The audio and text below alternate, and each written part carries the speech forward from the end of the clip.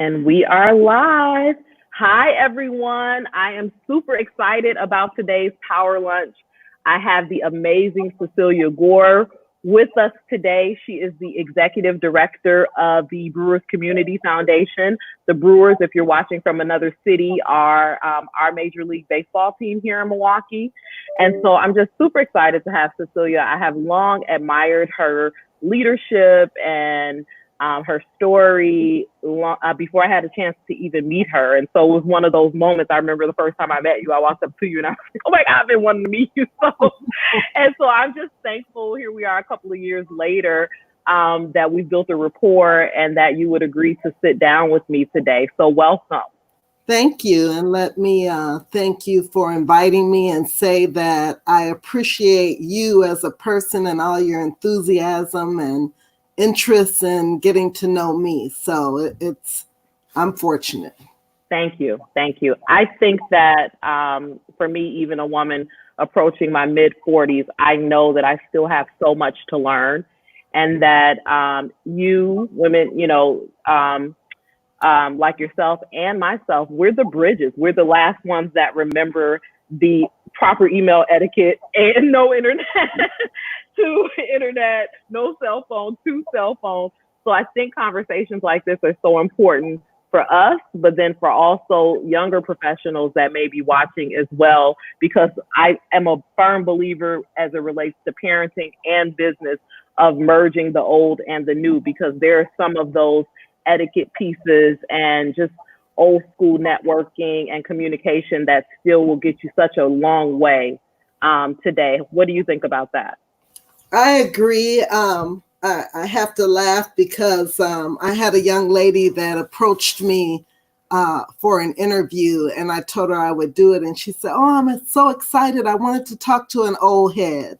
So I guess there might be a theme going here, but I do think that, life is an ongoing experience of learning.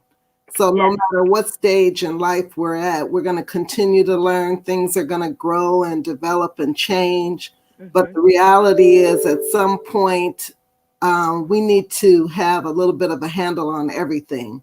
It's sort of like, I'm sure you pound with your kids. Send a thank you note. Yes, absolutely. That never will go away, whether you text it or send a nice card, but we need to continue all of those courtesies and ways of communicating. I agree with that. And I also believe that true leadership is about lifelong learning. At this stage in your career, what do you do for personal development? Well, I continue to take advantage of opportunities to talk to people like you and witness how younger people are learning and engaging. I'm always on some kind of webinar or participating in trainings or just ongoing experiences depending on what's going on. So I don't think learning ever stops. And I'm glad it doesn't, because it enhances our life. Yes. Karita's on. She said, hey. Mines is on. She said, hey. Felisa Webb is on from Milwaukee. She said, hey. You have lots of fans. They're coming through. We love to be around women like you and Thelma and Penny and June, because you guys, what I love is that you're all, you real, you teach us, you tell us what we need to know, and we need that. And so let's be surprised. Actually, we learn from you as well. Oh, thank you for that. At least for me, what I find is, I get as much out of my relationships with everyone that I come in contact as they might get out of me. I'm probably getting more. That's an honor. That's an honor. And so let's talk about, 2020 and how tumultuous that it's been for all of us, and you leading a team. What advice do you have for leaders as far as keeping up team morale and just, keeping your head in the game, even when you don't know from day to day what's going to happen? I mean, you work in sports, and so I'm sure it's all over the place, and the season was affected. Yeah, our season has been affected. We still haven't started playing baseball. we're hopeful that we'll get the word any day that we're going to start this thing. But I think the most important thing for all of us is try to remain steady and manage ourselves, and not be hard on ourselves, because what we're experiencing now is something that hasn't happened in our lifetime.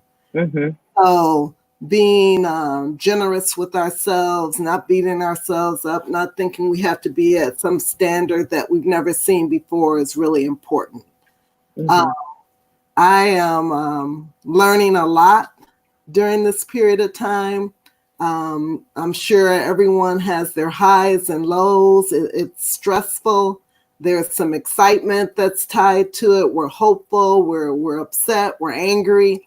So there's just the range of emotions. And I think it's just important that we accept that this is an extraordinary time and that we take care of ourselves. That's good. That's good.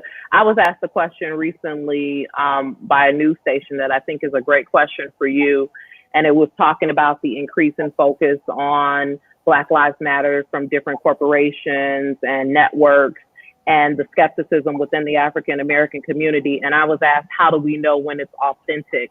What would you say to that? How can someone tell if it's authentic, if the organization or company is truly meaning the statements that they're putting out?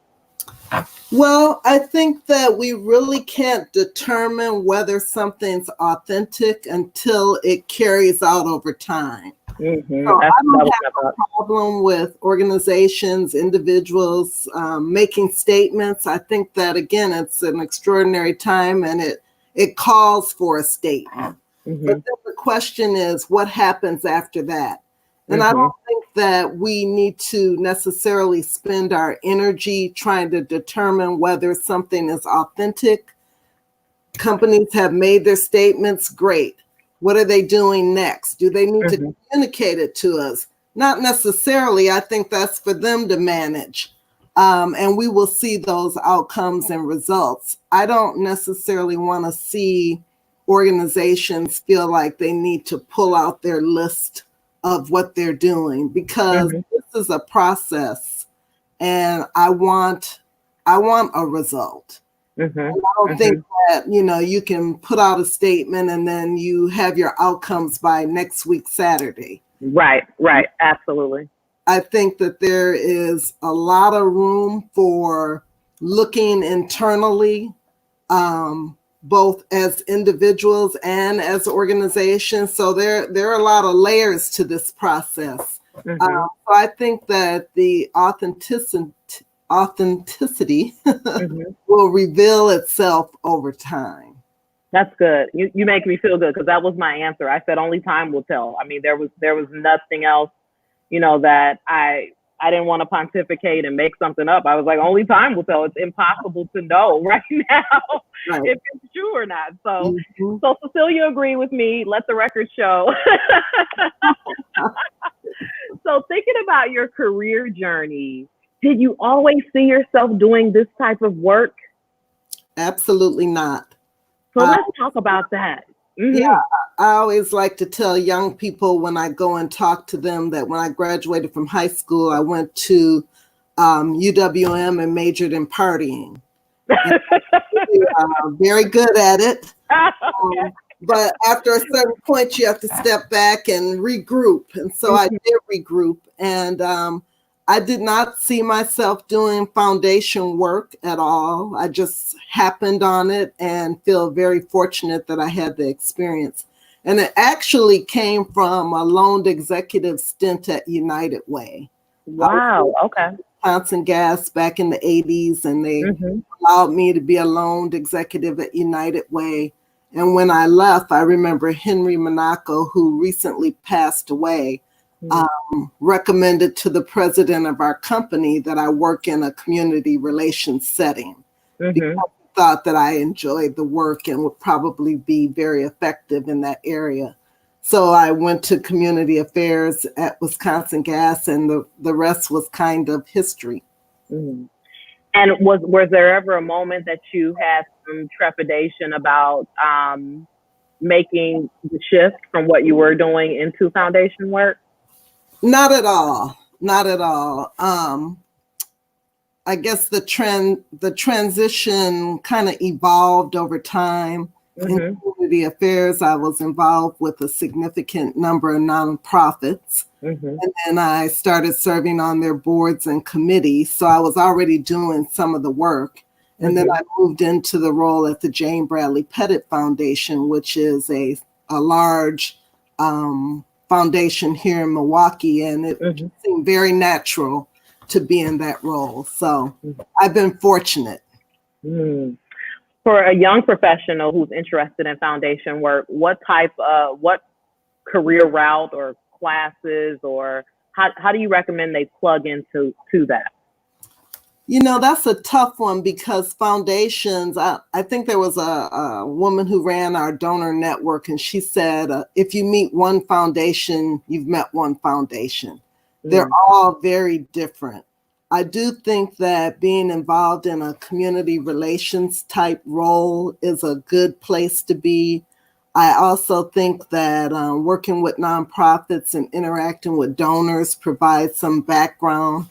I think foundation activity is changing, and there's a regard for people that are working in the community and really understand where money can have the greatest impact. So I would say that in the near or currently, I would say that people that are looking to fill those roles probably would like to fill them with people that have a greater sense of what's happening on the ground.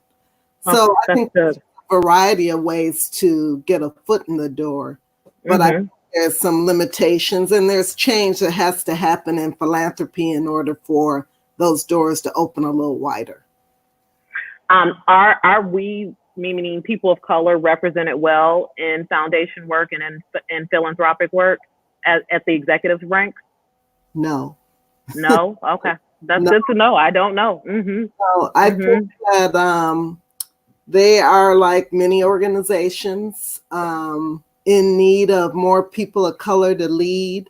I think that the stickier issues get, the more there will be an interest in having those entities run by people of color. You know, dollars are limited and resources are limited. And so you want to make sure that you're making a great investment, and great investments come with people that can advise and basically know, you know, what they're talking about. So that's helpful in opening the door for more people of color to be in a leadership role. That's good advice. That's good advice. Someone said this is very helpful advice, that they love the session. So I don't know if this is fact or fiction, but I was living in the Johnson Park area where there was development probably 16 years ago now. Yeah. And I was sitting at the block party, and someone said, you know, we all live here because Cecelia Gore decided that this neighborhood should be revitalized and these houses should be built. And so, fact or fiction? I was involved in many moons ago, believe it or not. I think I lived there 14 years on 21st Street, but it was called City Homes. City had decided that they were going to revitalize that area, and I was involved in some committees at that time with the city. And I remember thinking, wow, you know, it's a good deal. It makes sense. 5 minutes from downtown. I get to build my own brand new home. It's affordable. And so I think I was one of the first 3 people that built in City Homes. From there, it grew into more activity with Lindsay Heights. I think City Homes may have about 200 homes, if I'm not mistaken. So, yeah, in many ways, I encourage my friends to come on and be my neighbor. And yeah, I still drive through there and look at my old house and just have a really great feeling about that development. I do wish that it would continue because it's an area that's phenomenal. There's great people. It's still minutes away from downtown. Right. There are a lot of lots that are still available. Right. And it's still a great deal for the amount of house that you get. Yeah, I agree. I agree. Well, I love that. And that is a perfect segue. You sit on many boards. We recently talked about, you working with the Sojourner Peace Center. And for 1 second, and sure. say one thing about that. We developed a little group called SONO. We were south of North Avenue. Okay. And, when you talk about a number of people that you mentioned, the June Perry, the Penelope Stewarts, Thelma Sias, Martha Love, we all kind of gathered in this group called SONO because we had put a stake in the ground in that area. So it really made it an amazing time. And it's hard to believe that it's been 25 years now since that all started. So I just want to say that. Well, what you helped to cultivate in that area is still beautiful, and it's still multifaceted, and the neighborhood thrives and the families thrive that are there. And so I'm in complete agreement with you that I would love to see as you're driving down, Walnut, Lisbon area, that to continue to grow, because it is such prime property with everything happening downtown. So, and honestly, we moved downtown, and I didn't realize how much I loved living that close to downtown until we lived in that neighborhood, which was really like, I never want to, I want to stay south of North Avenue. I want to be SONO. Right. And so it really made a difference. I was going to ask, you do so much philanthropic work even outside of your day-to-day job, through volunteerism and through supporting different organizations. And I was saying before we went live that I meet so many women that just cannot wrap their mind around having the time to be that engaged. And so what did you do to or what thoughts do you have to keep that a priority for you? Well, I have to be honest. One of the reasons why I have the ability to be involved with a lot of organizations is because it's part of my work. Sometimes when you look at my board commitments, it seems like I've lost my mind, but I'm able to integrate it into the work. And so I'll say that if anyone's looking at the list and wondering why they can't add those many commitments, part of my opportunity is that it's a part of the work.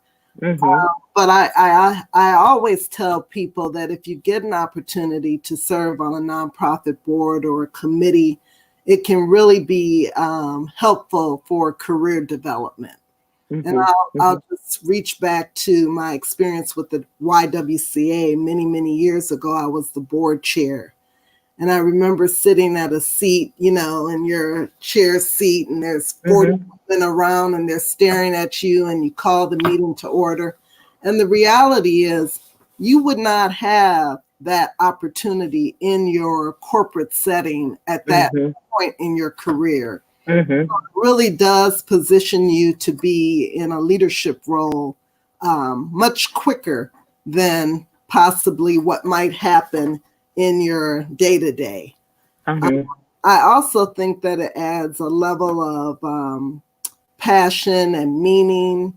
You learn things that you might not be able to experience in your workplace. You have an understanding of how organizations work, the finances, governance. So I encourage anyone that is looking to try to figure out how to advance themselves in their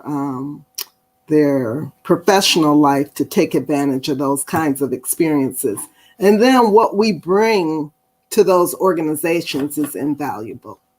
I agree. One of the things that I decided to do as a young professional at then Ameritech, eventually SBC, now AT&T, is to be on the board of our, back then called ERG, now BRG, our African American BRG. And I chose to serve on the board of the Wisconsin chapter of the BRG to do just what you said. I mean, just to get that experience, to be around some more seasoned professionals, to be a part of the national meetings, and the things that I learned and the conferences and that I was able to help pull off really trained me well and positioned me for the work that I do, 20 years later. So I can't echo that enough.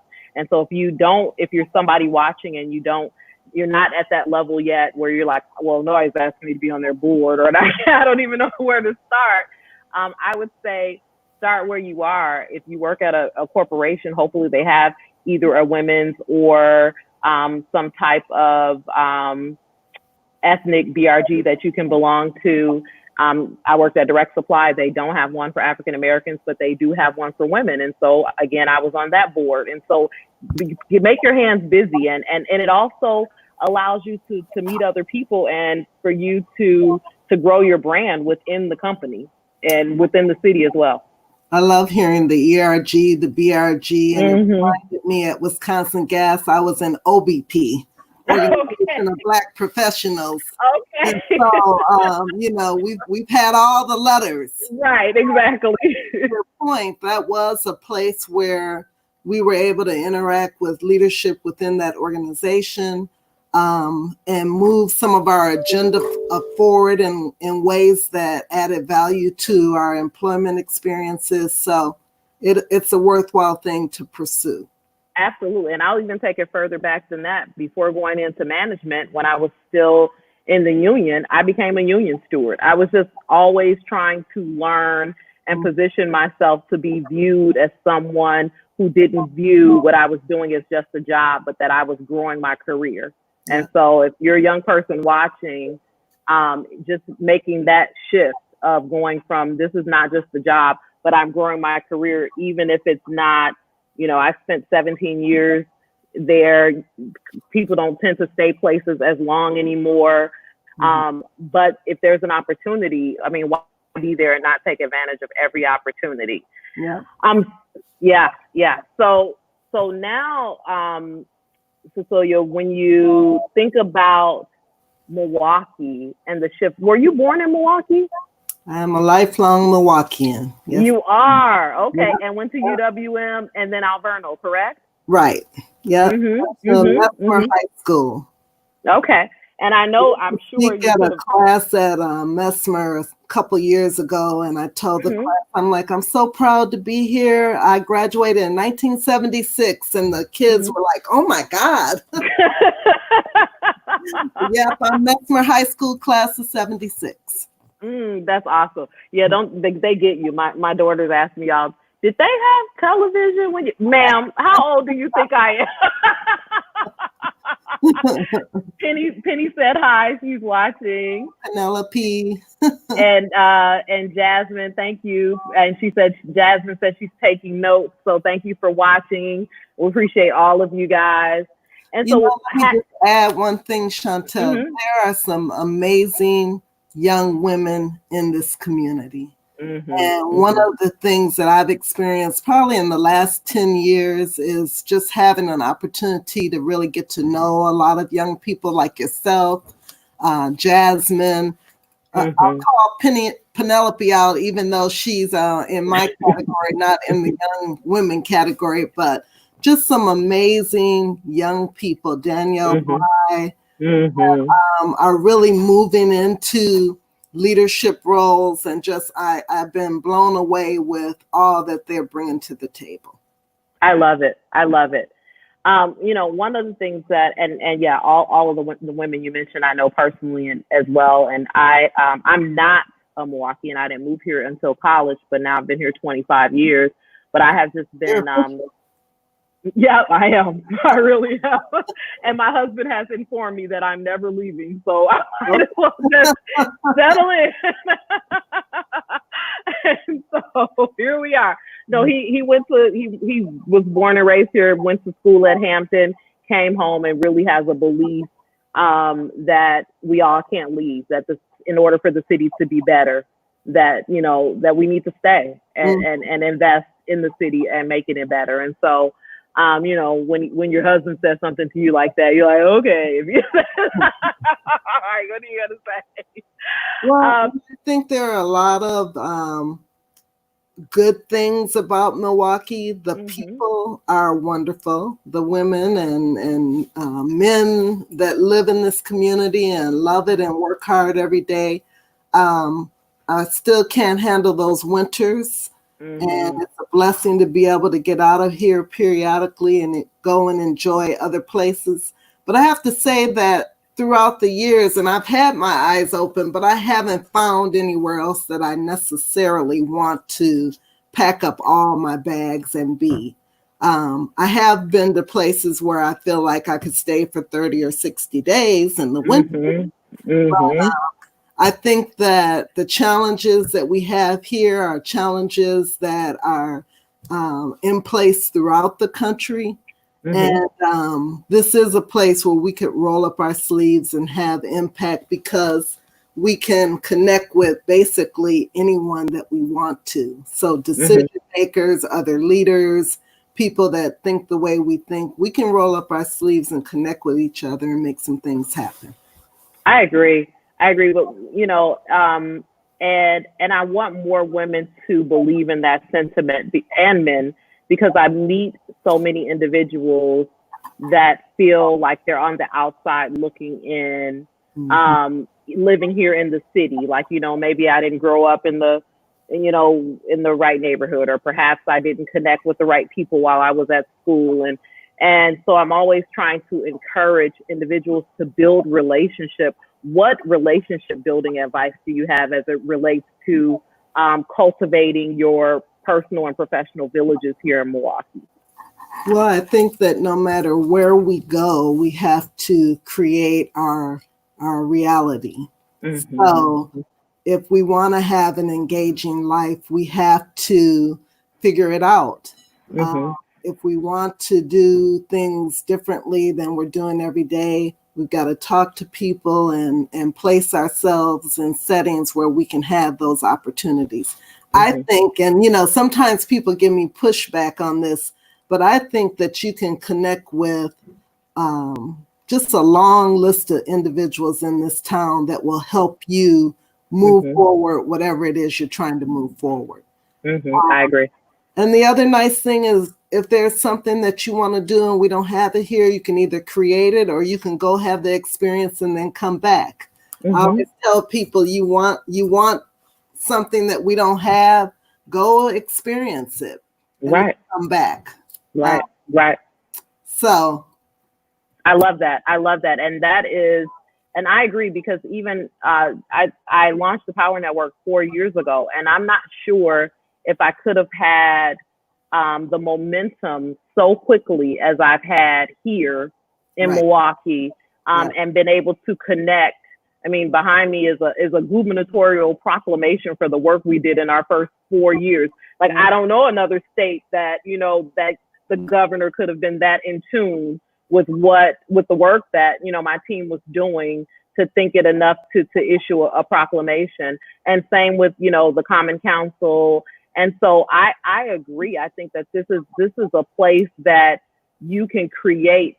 And I love what you said. Wherever you are, you have to create the life you want. And for so many, it's like, have they decided what life they want? Because that could be the holdup. Well, and that is the challenge. And I mean, I will say that for me at different stages of my life, I wasn't quite sure. And I still, what do I want now?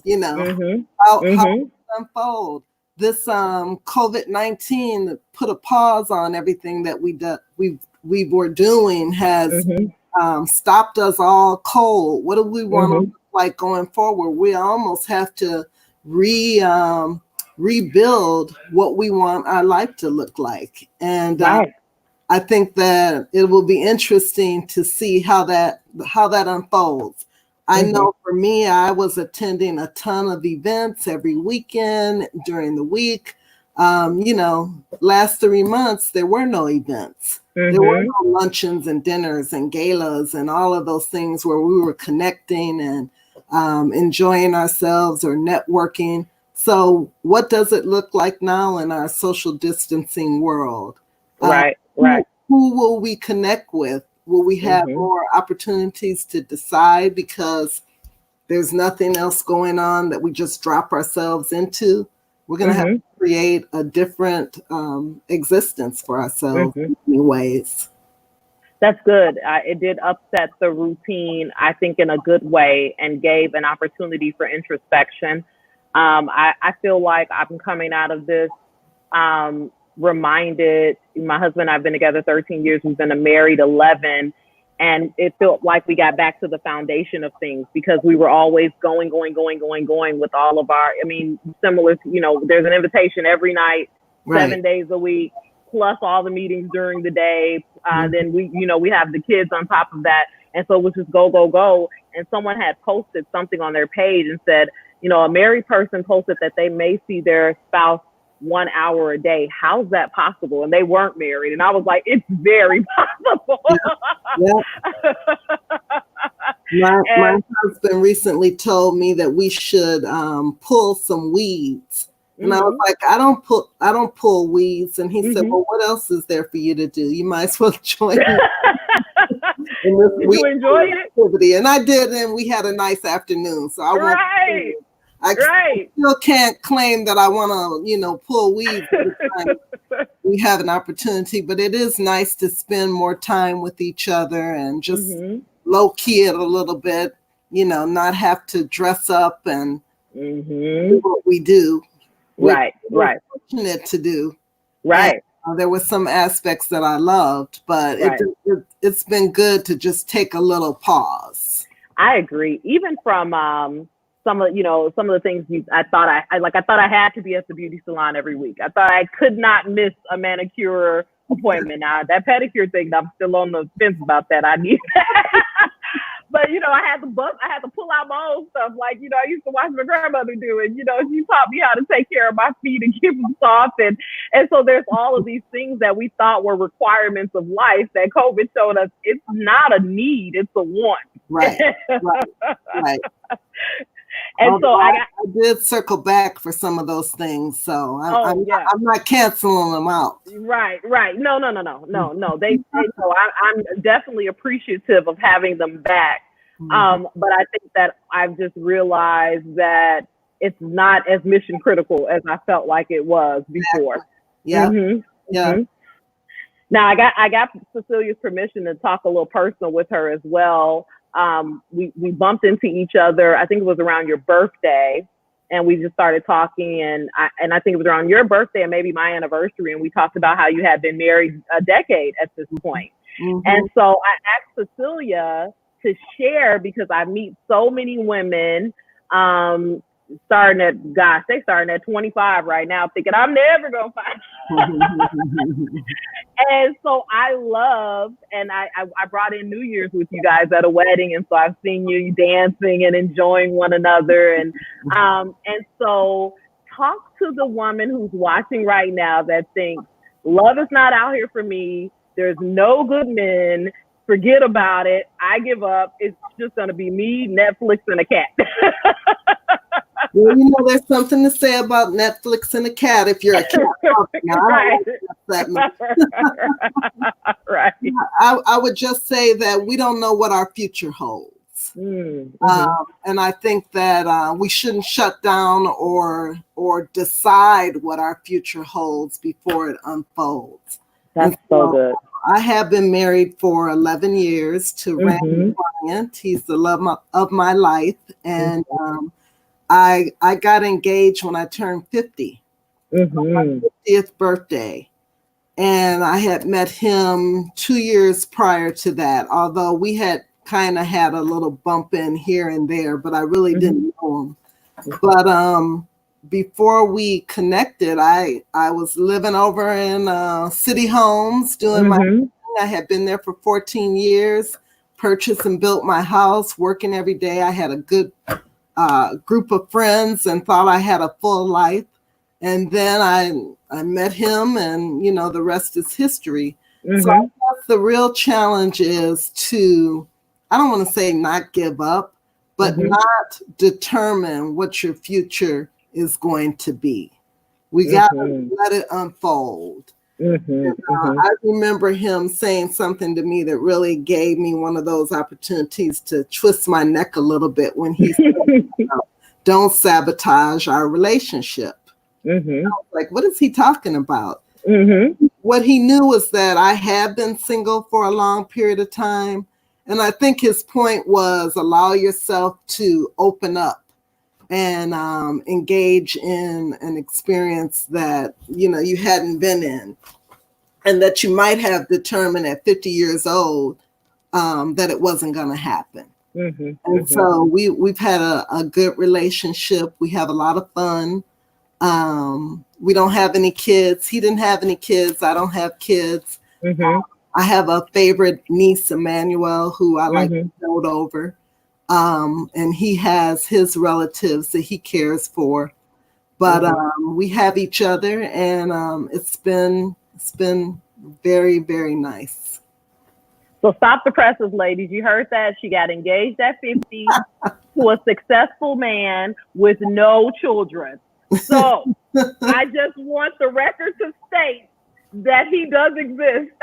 But She did not get the last one. The truth of the matter is to meet somebody at 50 years old who doesn't have kids or a family is probably unusual. Mm-hmm. And I know people who have met, their mate, and they were older and they had family, and that family enriched the person's life. So I think you have to be open. They might have they might have been married, 3 or 4 times. Who knows? There's a time for everything. Right. And if it's right, you'll know it's right. If you're being treated well, enjoy it and take advantage of it. Don't turn on it because you don't believe it. And just be open. But the other thing I would say is that during a period of time when I was single, I had a great life. I enjoyed myself. I had gotten to a point where I was figuring out how to take care of myself and love my friends and, not say no to things that I wanted to go to and participate in because I didn't have a date. Move forward and made the most of it. So we do that too. Right. Enjoy your life, ladies. There's this misconception that, you're walking around as a half looking for a whole, and the most successful relationships are when 2 whole people find one another and come together. Right. And, and I had I was married before, and when I met my husband, he had never been married, didn't have children. And I found myself trying to recreate what didn't work, obviously, because I had went through a divorce. And so I love that thought of leaving yourself open. And he had a moment with me where I had a chance roll my neck because I said, well, you've never done this, and I did this, and I did that, and I've already got 2 kids. And he said, and how does that work out for you? And I was just like, oh, okay, well, it didn't, but that wasn't the point. And so just listening in those moments and being open, just like you said, can really open you up and not carrying the baggage. Every relationship deserves its own DNA. It deserves the newness of whatever that relationship will be. And that's not even just romantic, that's friendship. So I know you have phenomenal girlfriends. I've met a few. And so talk to the women out here, because I also meet women through the PowHER Network and just different interactions that feel it hard to connect with like-minded women. How do you go about building those relationships? Well, one thing that has stuck with me that one of my girlfriends, June Perry, told me, and, people say things and it comes back and you're reminded of it. But she said, you have to be a friend to have a friend. And I think that there's something to say about that. You can't just sit back and all of a sudden, friends will come and they'll be at your feet. You have to work at those relationships as well. Right. And I think that when you do, the payoff is phenomenal. You have to, just sincerely want to have people in your life that you can care about and that care about you. I don't even know what I can say about the value of having good friends. I also think it's important to recognize that as you go through your life, those friendships change. You might get married, or you have kids, or you have some professional role that takes you away from the party. But the value, I think, of good friends is that they're there for you regardless. Mm-hmm. And, you know, sometimes you need them every day. Sometimes you don't talk for months at a time. Mm-hmm. But there's just some real value in sincere friendships. Mm-hmm. I appreciate you saying that, because definitely with building a company from nothing, I was less engaged. It's gotten better 4 years later, but initially I was less engaged than I had previously been in a lot of my friendships, and couldn't show up as much but to some people on the outside looking in, they're like, well, you're always showing up places. But I'm like, but that's business. Like it may have looked social, but that's business. Right. But you're right. The true, authentic friendships have stood the test of that time and understood what I'm building. And ladies, for anyone out there building, be it your career within a corporate setting, nonprofit, as an entrepreneur, you know, it is interesting as the shift happens when success comes, of the people who were naysayers at the beginning that then say, I'm so proud of you. I knew you were going to be, I knew you were going to be the executive director of the Brewers Community Foundation. Well, I think there's some benefit in that too. Those naysayers are the ones that made you work harder. Mm-hmm. You know, I can do this. Yeah, I can do this. So, you know, I think we have to go easy on each other. When somebody is working hard and climbing, support them, give them the room that they need so that they can do the things that they want to do. But I think another thing that is valuable in many ways, and sometimes I think that people don't recognize the value. Just a quick text. Hey, how are you doing? I know that, you know, baseball hasn't started since March 26th. Are you okay? You know? Right. But those quick notes are really important. And they're a sign of the friendship or the caring that you might have. And we now have the tools where we can drop in on people a lot quicker than maybe we could in the past. We had a little Zoom call a couple weeks ago, and we were going to play this scavenger hunt. And I remember earlier that day, I was feeling a little grumpy. I was like, I'm not playing scavenger. You know, I don't feel like doing that. And then close to the time, I was like, let me get on this call and see my friends. And I probably was laughing the hardest of everyone who was on the call, because you see people that you know, you just let your guard down and you relax and enjoy each other. I love that. And I feel like that's something else that has happened through COVID. Even my mom and I both have very busy professional lives, but not, you know, living 2 hours apart. She's in Chicago, but just that I can't go see you has made it even more urgent to see one another via Zoom or FaceTime, or, you know, the kids messenger her so much now through, she's like, well, the kids message. I'm like, they miss you. It's just this thought of, you know, we cannot come to your house and just be, and you cannot come to our house and just be. And so the importance of that communication is so key. And so, I think post out there, and I was like, well, she's a mama's girl. She was like, I haven't seen my mother since February. And I was like, oh, poor baby. Yes. That is my best friend, and I'm her only girl. I'm the oldest, and then I have a little brother. And so, she was a young mom. And so we grew up together in many ways, although she was always reminding me she was my best friend, not my girlfriend. I told her, I said, have I finally earned the girlfriend title? I think I'm your girlfriend now too. She's like, yeah, they don't live that. But yes, Right. I mean, if she says Chantel Nicole, like if I get the whole thing, then no, we back. We done being girlfriend. But when I'm just Sean, I'm good. I'm good. You know, one of the things that I love about you is you walk around with such grace, and it's a powerful grace and professionalism, yet authentic and funny and laughing.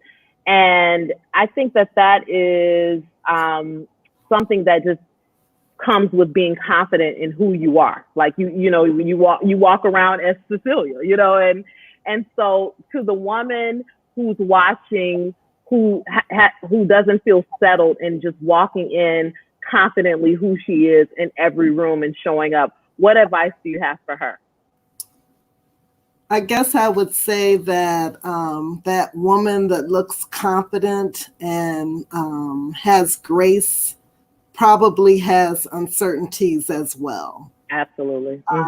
There are many times when I step into a situation and I don't necessarily feel like I'm as confident as I would like to be, but I do always feel like I am who I am. And I think that the faster that you can decide that you can't be anybody else, the more confident you'll feel, because you can't bring anyone to the table other than yourself. I remember I was in probably 5th or 6th grade. And you know how we used to take the classroom pictures. And I love Diana Ross. And, you know, she's got that big smile. I had my classroom picture. And my father was like, "What kind of smile is this?" And I was like, "Diana Ross, you know." And he was like, "You can never be Diana Ross. That is not a Diana Ross smile. You need to use your own smile, because that one's not working for you." So I think, you know, all we can bring is.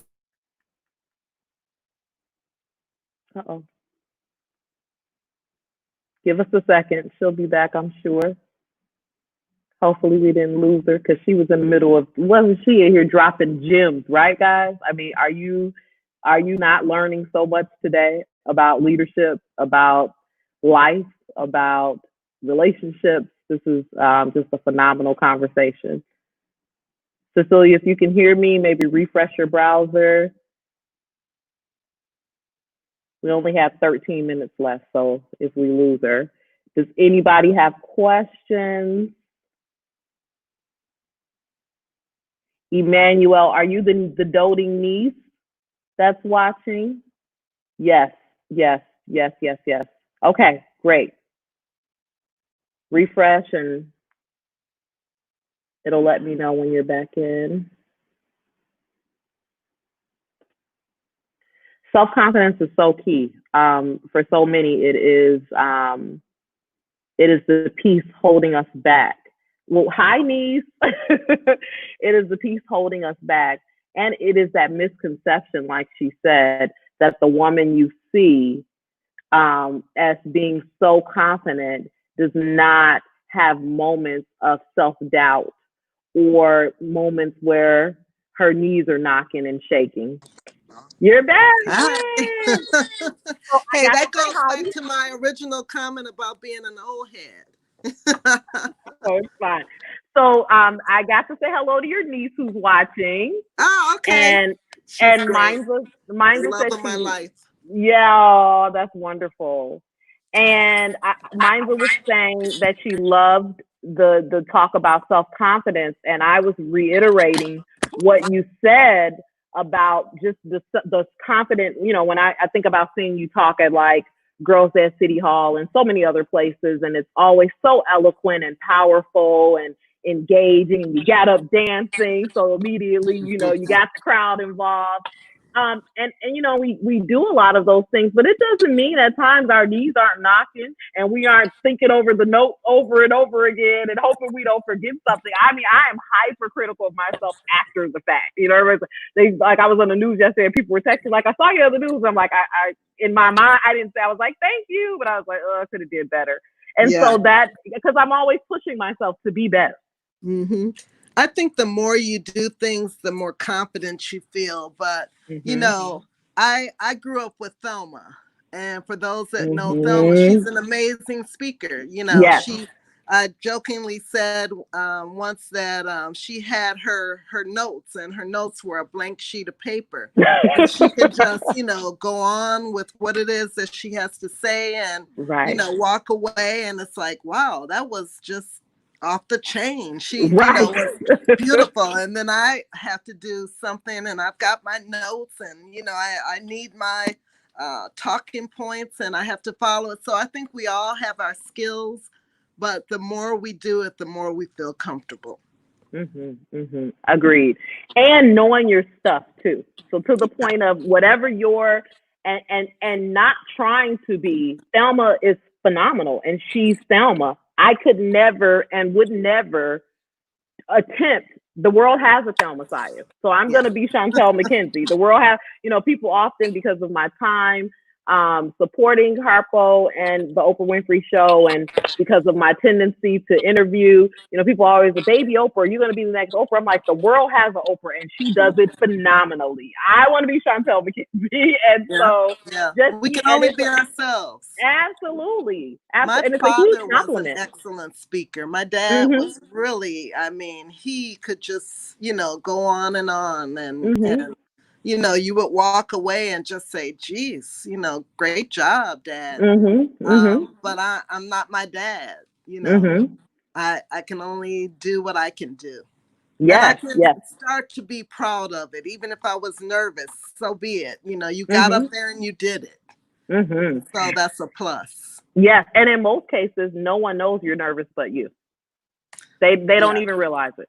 They don't even realize it. Samantha Maldonado said, "Be the best version of yourself." I definitely agree with that. That's all of us can do. And my goal in life, and it has been, is that when I show up, all of me shows up. I don't want to have to figure out what Sean I am in this room. I just want to be me all of the time.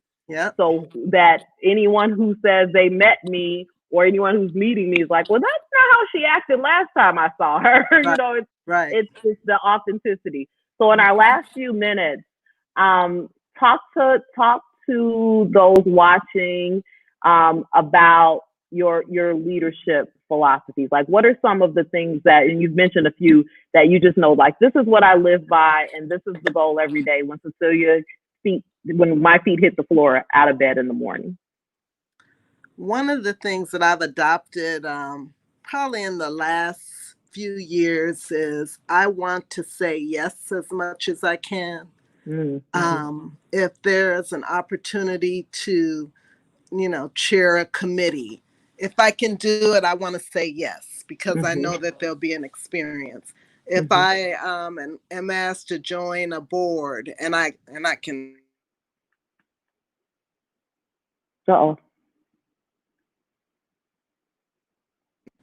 She'll be back. There you go. I switched over to my phone because my laptop died.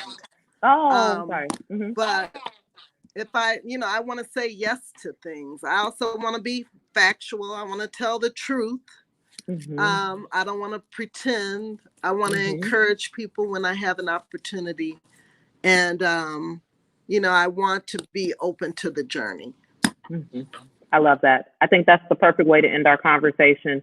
Ladies and gentlemen, if you're watching, and if you watch later during the replay, there were so many amazing, powerful nuggets shared, but that being open to the journey, because life is a journey. It's a marathon, not a sprint. And if we've learned nothing else in 2020, it is not predictable. And so being open to the journey helps you stay grounded during the journey, I think. Yep, so true.